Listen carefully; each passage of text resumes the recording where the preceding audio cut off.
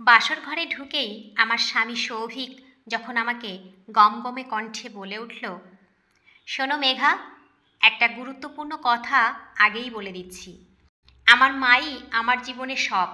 তার বিষয়ে কোনো অবহেলা বা অভিযোগ আমি কখনোই বরদাস্ত করব না। মা যদি কখনো তোমাকে নিয়ে কোনো অভিযোগ করেছে না, তবে এর ফল ঠিক কী হবে তুমি আন্দাজও করতে পারবে না। কথাটা ভালোভাবে লক্ষ্মী মেয়ের মতো মাথায় ঢুকিয়ে রাখবে, ঠিক আছে? সেদিন আমি শুধু ফ্যালফ্যাল করে সৌভিকের দিকে তাকিয়েছিলাম। অ্যারেঞ্জ ম্যারেজ ছিল আমাদের। কেবল আমি এন্টার এক্সাম দিয়েছি সায়েন্স বিভাগ থেকে। ইচ্ছে ছিল ভালো রেজাল্ট করলে মেডিকেলে পড়ব।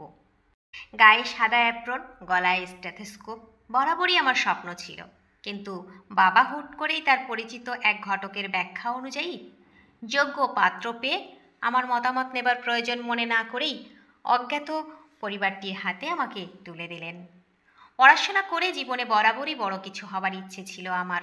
ভালো ছাত্রী হিসেবে পড়াশোনাতেও খারাপ কোনো রেকর্ড ছিল না।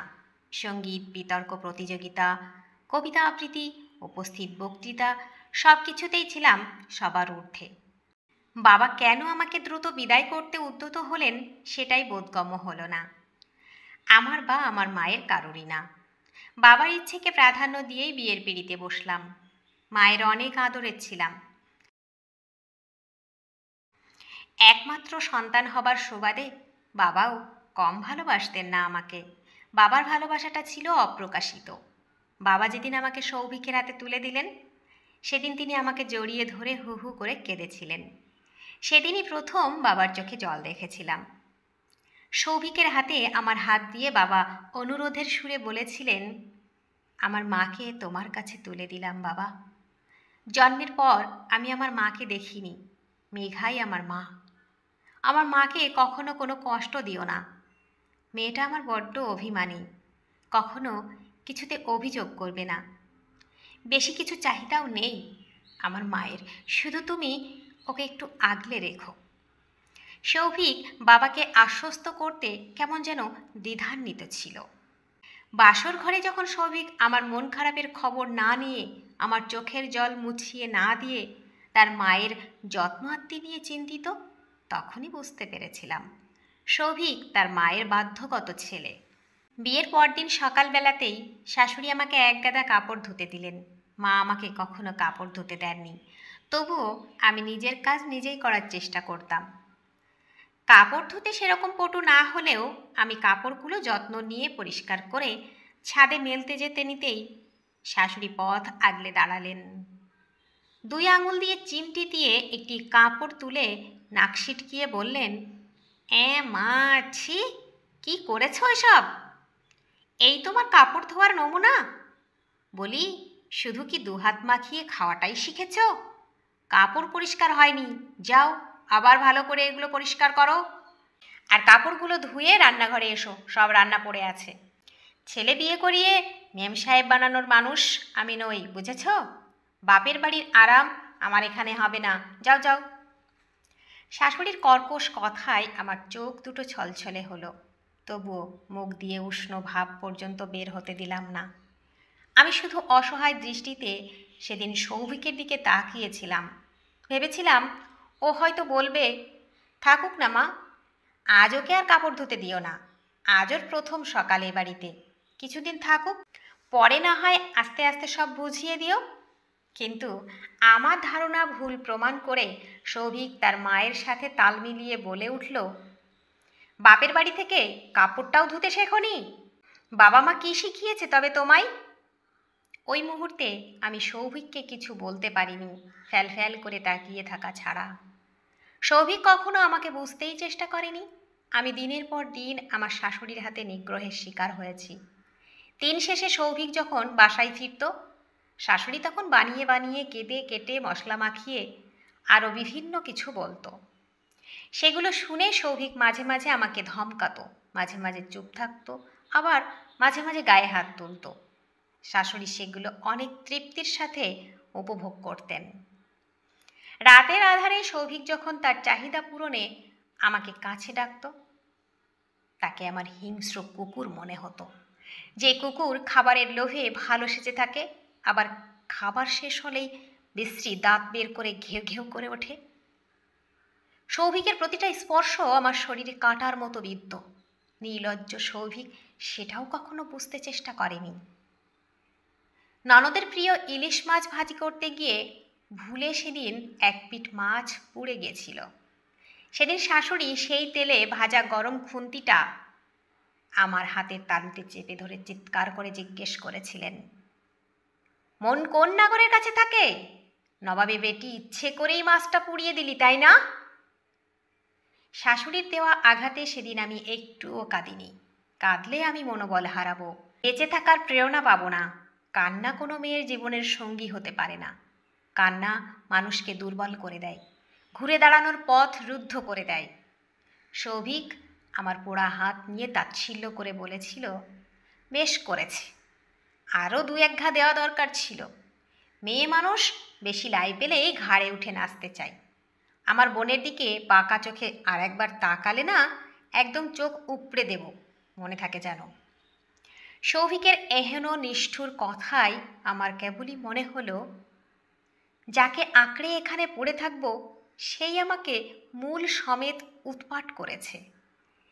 নিজের অবর্ণীয় কষ্ট উগলে দিতে সেদিন আমি আমার বাবার বাড়ি ফিরে এসেছিলাম এক কাপড়ে। সকালবেলা বাবা সোফায় বসে পত্রিকা পড়ছিলেন। মা ধোয়া ওঠা গরম চায়ে সবেই চুমুক দিচ্ছিলেন। আমাকে এমন বিধ্বস্ত অবস্থায় দেখে দৌড়ে এসে আমি এমন অবস্থায় কেন তার কারণ জিজ্ঞেস করেছিলেন। আমি শুধু বাবার সামনে গিয়ে আমার পোড়া হাতটা মেলে ধরেছিলাম। বাবা সেদিন আমাকে আর কোনো প্রশ্নই জিজ্ঞেস করেননি। তার চোখে আমি সেদিন চিকচিক করা মণিটা দেখতে পেয়েছিলাম।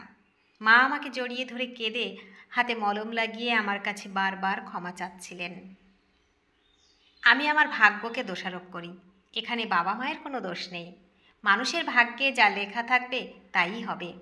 হয়তো ভবিষ্যতে আমার সামনে ভালো কিছু আছে, এজন্য দুঃখগুলো আগে ধরা দিয়েছে। সেদিনই বিকেলে কাজের থেকে ডিভোর্স পেপার এনে বাবা আমাকে সই করতে বলেন। উনি আমার হাতে ধরে ওনার ভুল মোচনের একটা সুযোগ চান। সৌভিকের জন্য আমার মনে কোনো ভালোবাসা, ভালো লাগার স্মৃতি সেদিন আমি হাতড়ে পাইনি। তাই ডিভোর্স পেপারে সই করতে আমার মন বা হাত কোনোটাই কাঁপেনি। দীর্ঘ 10টি বছর পর হাসপাতালের এমার্জেন্সিতে সৌভিক আর তার মায়ের সাথে দেখা। এই 10 বছরে অনেক কিছুই বদলে গেছে। আমি এখন একজন স্পেশাল নিউরোলজিস্ট। এই তো বছর 2 হলো হার্ট স্পেশালিস্ট আহনাফ চৌধুরীর সাথে সুখের দাম্পত্য জীবন উপভোগ করছি। মেডিকেল কলেজের 2য় বর্ষে আহনাফ আমাকে প্রপোজ করে। আমি তাকে রিজেক্ট করে আমার জীবনের সব ঘটনা তাকে জানাই। এটাও বলি, বিয়েতে আমার ফোবিয়া তৈরি হয়ে গিয়েছে। আমি হয়তো জীবনে আর কাউকেই স্থান দিতে পারবো না। আহনাফ আমাকে সময়ের সাথে সাথে দ্বিগুণ ভালোবাসার সহিত অনেক কিছু বুঝিয়ে নর্মাল লাইফে ফিরিয়ে এনেছে। বাবার কাছে হাত জোড় করে আহনাফের মা সামিনা চৌধুরী আমাকে চেয়েছে। আমার মায়ের পরে ভদ্র মহিলাকে আমি ভালোবাসি। তার মেয়ে না থাকায় আমি যেন তার মেয়ে, এমনভাবে ভালোবাসেন আমাকে। মাঝে মাঝে আহনাফ খুব মুখ ফুলিয়ে মেকি রাগ দেখিয়ে বলে, আমি সুন্দরীর জন্য আহনাফকে ভুলে মা আমাকে বেশি আদর দিচ্ছে। এসব দেখে চোখের জলকে আটকাতে পারি না। আহনাফ কেন প্রথমেই আমার জীবনে এলো না? বড় অবেলায় কেন আহনাফ এলো এই মরুভূমির ন্যায় জীবনে? আর একটু আগে এলে কি খুব ক্ষতি হতো? ভাবনার সুতো ছিল সামনে বেডে শোয়া রোগীর আর্তনাদে। রোগীটি আর কেউ নয়, আমার প্রাক্তন শাশুড়ি, সৌভিকের 2য় বিয়ে করা বউ। ওনার মাথা ফাটিয়ে দিয়েছে। শুধু তাই নয়, আমার মতো সেম একই হাতের তালুতে খুন্তি পুড়িয়ে দাগও দিয়ে দিয়েছে।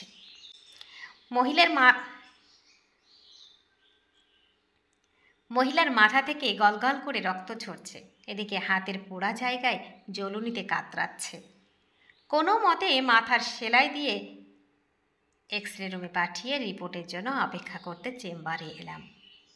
কিছুক্ষণ পর নার্স রিপোর্ট নিয়ে আসলে চেক করে তেমন কিছুই পেলাম না। শুধু ভারী কিছুর আঘাতে মাথাটা ফেটে গিয়েছে। আপাতত ঘুমের ইঞ্জেকশন আর কিছু মেডিসিন দিলেই 2-1 দিনের ভেতরেই বাড়ি ফিরতে পারবে। ডিউটি আওয়ার শেষ করে পার্কিং লটে আসতেই হঠাৎ পেছন থেকে সৌভিকের ডাক শুনতে পেলাম। না, তার কণ্ঠ শুনে তেমন কিছুই অনুভূত হচ্ছে না। অপরিচিত মানুষের মতো জিজ্ঞেস করলাম, কিছু বলতে চান আমাকে? সৌভিক শুধু হাত জোড় করে ক্ষমা চেয়ে মাথা নিচু করে ফেলল। পারলে আমাকে ক্ষমা করো মেঘাদ্রি। আমি মায়ের বাধ্য সন্তান হয়েছি ঠিক, কিন্তু ভালো স্বামী হতে পারিনি। আমার জীবনের সব শোক তুমি চলে যাবার পরই শেষ হয়ে গেছে।